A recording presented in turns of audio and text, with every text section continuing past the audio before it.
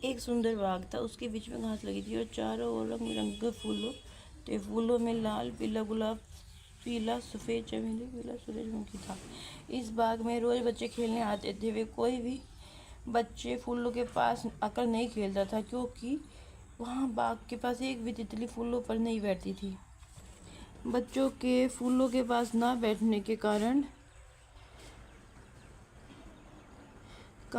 वह फूल बहुत उदास रहते थे।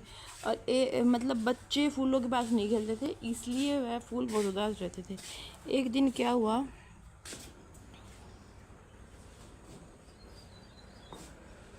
एक दिन उस फूलों ने देखा एक बहुत छोटा सा एक अंडा पौधे पर चिपका था और 7 दिनों तक वह अंडा वैसे ही चिपका रहा।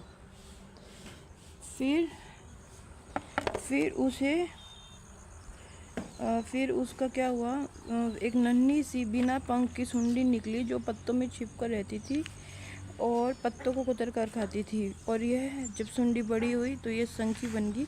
शंखी चुपचाप पत्तों को खाकर पत्तों में छुपकर रहती थी, फिर वह बड़ी होती रहती थी। 3 सप्ताह बाद एक दिन सुबह सुबह एक मीठी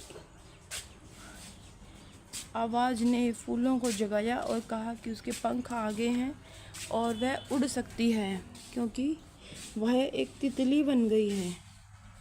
और नन्ही सी तितली सुनकर बहुत खुश हुए कि उनके साथ खेलने के लिए एक नन्ही सी प्यारी सी सुंदर सी तितली आ गई है। उनका नाम इल्ली रखा।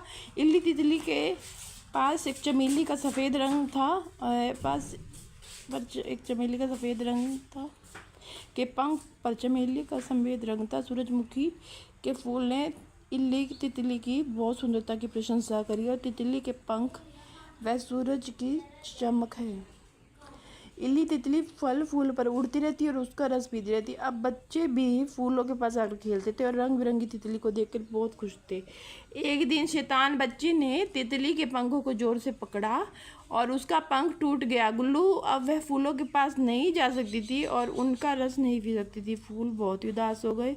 फिर उसे बाग के माली आ गया और उसने तितली की दशा देखी और उसको गुल्लू एक ऊंचे पेड़ पर बिठा दिया जहाँ वह बच्चे नहीं पहुँच सकते थे। और उस पेड़ पर कई फूल थे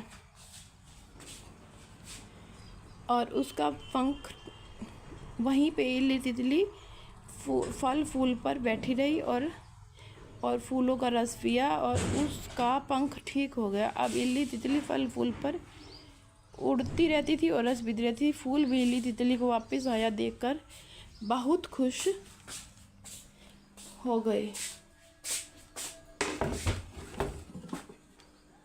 थैंक यू। ये कविता है एक तितली की लाइफ साइकिल।